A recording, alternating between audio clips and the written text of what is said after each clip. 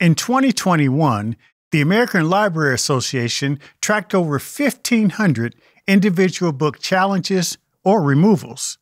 In addition, our public school system is seeing increasing attempts to ban books from either curriculum or libraries.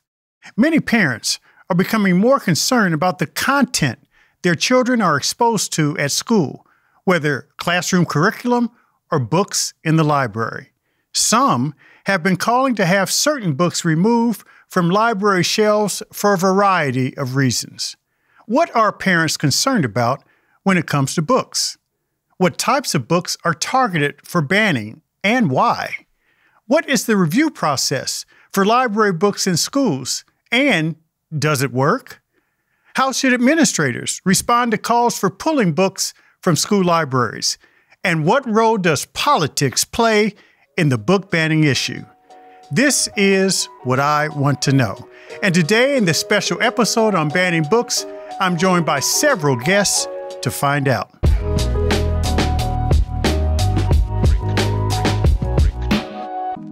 Jennifer Pippen is the chair of the Indian River County chapter of Moms for Liberty. She challenged genderqueer, resulting in the removal of that title in the school district's libraries. So Jennifer Pippen, thank you so much for joining us on this special episode of What I Want to Know. The first question I have is, how did you get involved with Moms for Liberty and this fight for parental rights, especially as it relates to books in schools? Sure. Thank you so much for having me on. I really do appreciate it. So when people ask me, why Moms for Liberty? For me, it was because, again, I was just a full-time working parent that was getting nowhere, and having Moms for Liberty and two former school board members helping us to be able to advocate for our children effectively is why I am doing this today. And again, it started with the COVID-19 protocols. Now it's gone into sexually explicit books. And as we say with Moms for Liberty, we kind of play whack-a-mole and we never know what's going to pop up next. But we're just looking out for, the best for all children and parental rights. Jennifer, let me ask you this. Why is the issue so important today? This whole issue about the books that are in our kids' school. And also, why is it important to you, especially today? I think that parents are paying more attention across the country to what their children are learning, what their children are bringing home.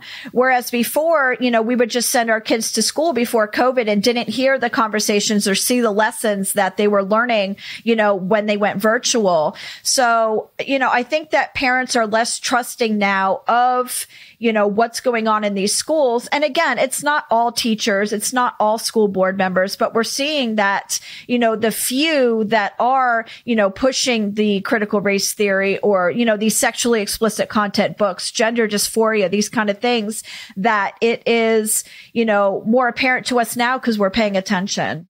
What are some of the common themes or elements that parents like you find worrisome or offensive in these contested books?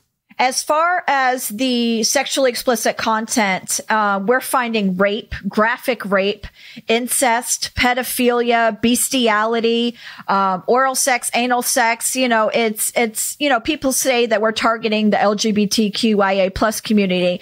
That is not the case at all. If there is a sexual act in these books, that's what we're challenging.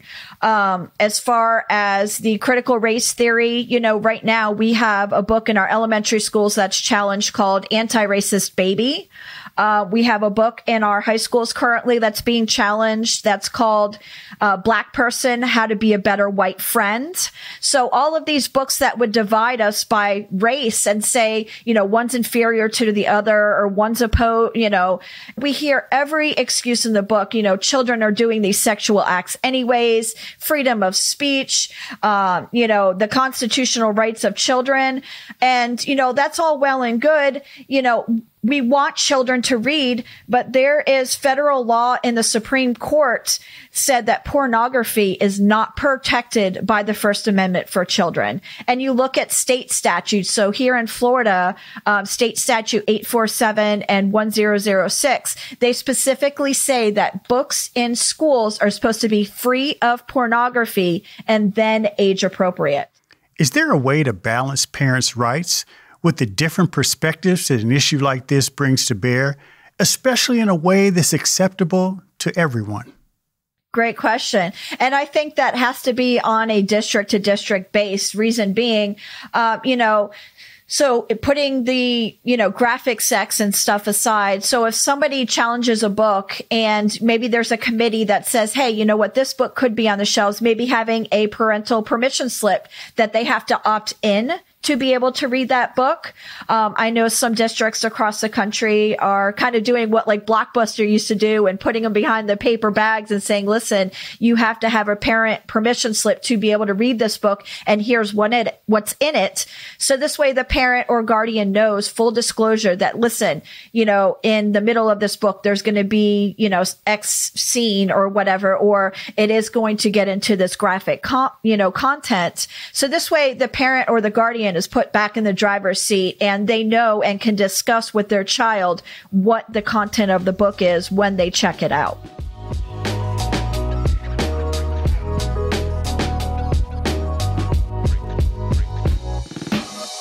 Martha Hickson has been a school librarian at North Hunterdon High School since 2005. She is a recipient of the Lemony Snicket Prize for Noble Librarians Faced with Adversity for her activism on behalf of librarians everywhere. Martha Hickson, thank you so much for joining us on this special episode of What I Want to Know. And we're obviously dealing with the book banning issue, and you faced it front and center as a librarian. And we need the voice of a librarian when it comes to this issue. First of all, did you always want to be a librarian? I did not always want to be a librarian. I was always an avid reader from the time I was a child. After the events of September 11th, I did a little life inventory, and I had always been interested in teaching. And a friend of mine who had gone to library school in the 90s, the whole time she was there, she kept saying, "You would love this." So I decided to investigate that, and she was right. I did love it. But the last year has been extremely difficult, and I've had some regrets over the last year. How so?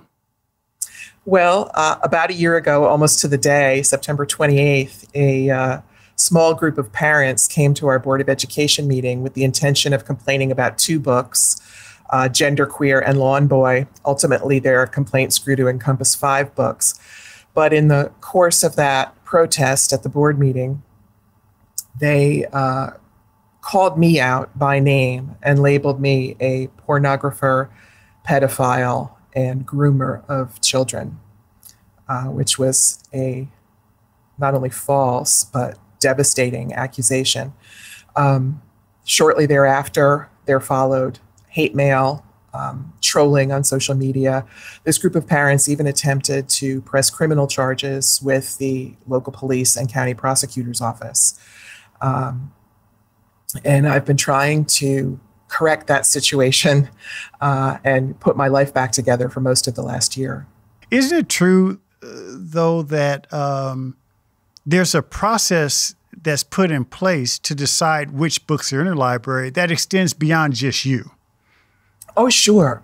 The process is sort of a 3-part process, if you think about it. Involves professionals, policies, and then the process itself. The professional is the librarian. We are trained at the master's degree level to select materials for a library. Our training includes, for a school librarian, includes specialized classes in children's and young adult literature, and we have ongoing professional development in that regard.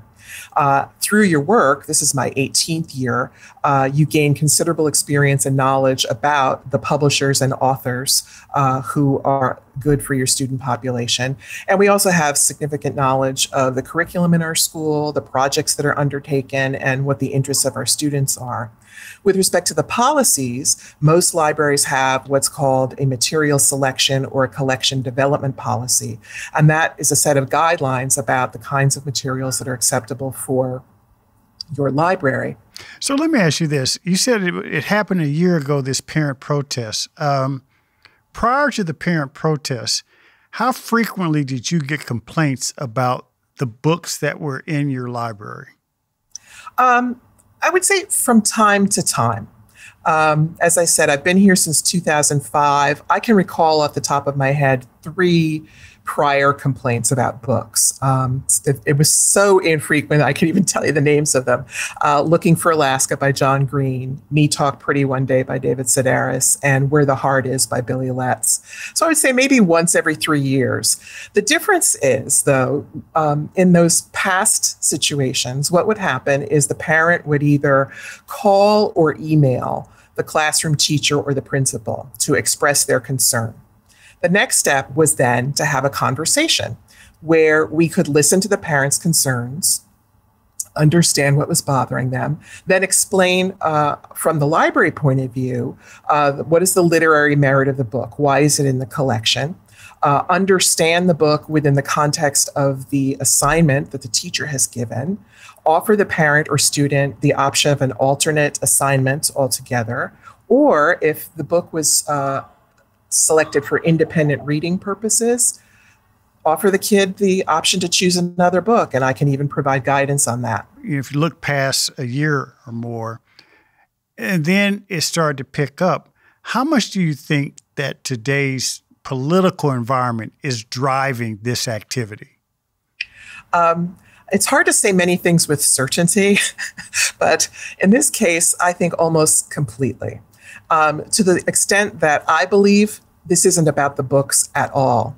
The books are just a convenient, handy tool with which to wage a proxy war against, in my case, the books that I'm seeing attacked over and over again and throughout the country are those that feature LGBTQ themes or those that feature people of color.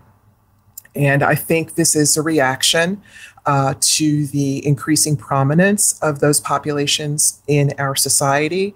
I also think it's a reaction to change and a lack of power. And this is one method to respond to that. And as a quick follow-up, especially thinking about what you said earlier, that you had never received any complaints about these books until that nuclear sort of protest at the school board meetings, it sounds also as if you're saying that there is a process and there are policies in place to address those concerns if people communicate. Oh, sure. We have a policy in our district. It's policy 9130 for public complaints and grievances. And there's a portion of it that specifically addresses library books. And anyone can raise a concern about a library book. We have an intake form that allows them to document their concern.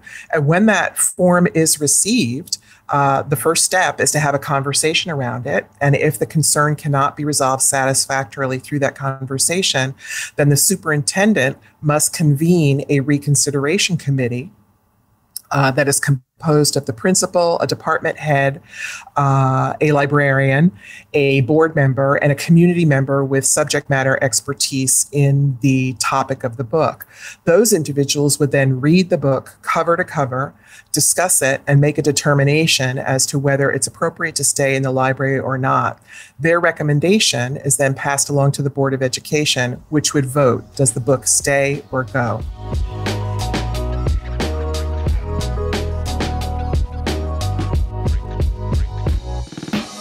Deborah Caldwell Stone is the director of the American Library Association's Office for Intellectual Freedom.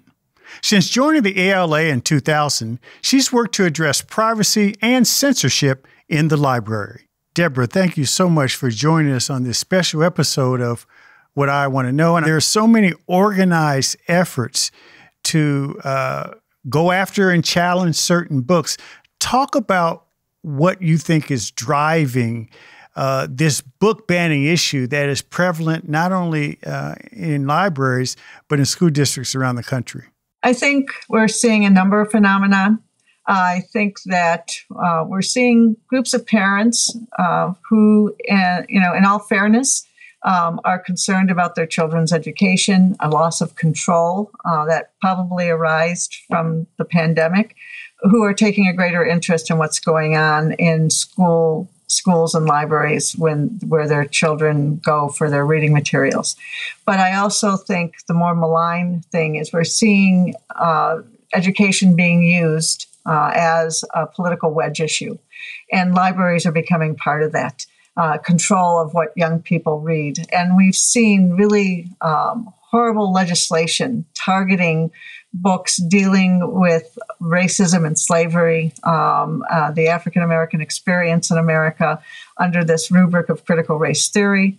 And we've also seen attacks on materials that reflect the lives and experiences of LGBTQ persons, again, under some malign theory that it's somehow corrupting for young people to understand and empathize with the lives of others, or even find their own lives reflected in the books they find on library shelves. And so we work with librarians and educators, trustees, board members, community members to fight this challenge. We've even created a new campaign called Unite Against Book Bans, which is meant as a grassroots advocacy platform for individuals and communities to use to fight censorship in their communities. So folks can go to the website for uniteagainstbookbans.org and find a whole toolkit on organizing, writing, speaking up at board meetings, knowing who the candidates are and where they stand on the issue. I believe, as you stated, that politics is driving a lot of this, though the parents' right to have a role and voice in their child's curriculum and what's happening in school is important. But just, one more question on the politics. How do you counter the politics that is driving so much of this, particularly when it comes to some of these titles have been titles that have been acceptable, even classics that have been acceptable for decades, and all of a sudden they're unacceptable because of the politics of the day. How do you counter that? Well, first, some of it is getting good information out there. There's a lot of misinformation and even disinformation that's being shared about the books being read by young people in schools and libraries. But I think that we have to remember that, politics are available for everyone. And so it's incumbent on all of us to understand what's going on at the local board level and to speak up. And I do want to make it clear, we do support the idea that parents should be able to guide their own child's reading. But, the simplest thing to say is that they shouldn't be able to dictate what other children read, what other families can access. That should remain the choice of each individual family. And public school libraries, public libraries, both have a mission to serve everyone in the community and reflect the lives of everyone in the community. And we should anticipate and support the library when they provide books that reflect a variety of views, a variety of lives, knowing that we'll find what we need in the library and support the right of others to find what they need in the library as well. How important is it for the libraries and curriculum as a whole to reflect those experiences of young people in school today? It's absolutely essential. We have looked at studies conducted by academics, and they find that when the materials accurately reflect the lives and experiences of young people, they're far more engaged in their education. It improves literacy. It improves their engagement at school and in their community as a whole. You really want to be able to reach every child where they're at, and that means having a wide variety of materials that reflect a range of life experiences that acknowledge and celebrate the diversity in our communities, that celebrate the different identities in our communities, so that there's some place for every child to engage in their education. So, Deborah, I have one last question. And this is what I really want to know.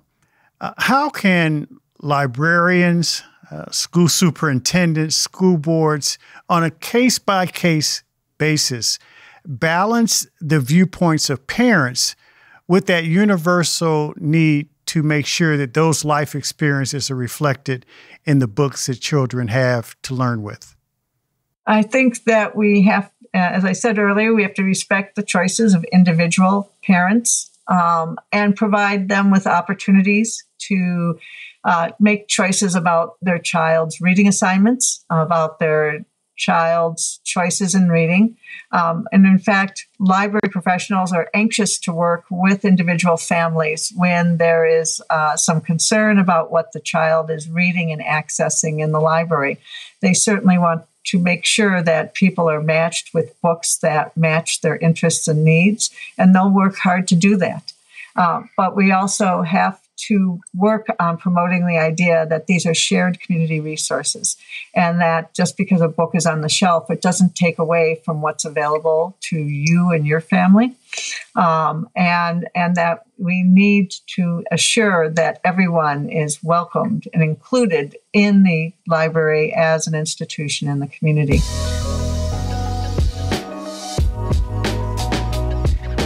Thanks for listening to What I Want to Know. Be sure to follow and subscribe to the show on Apple Podcasts, Spotify, or your favorite podcast app so you can explore other episodes and dive into our discussions on the future of education. And write a review of the show.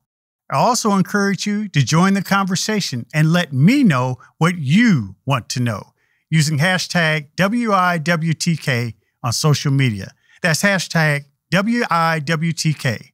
For more information on Stride and online education, visit stridelearning.com.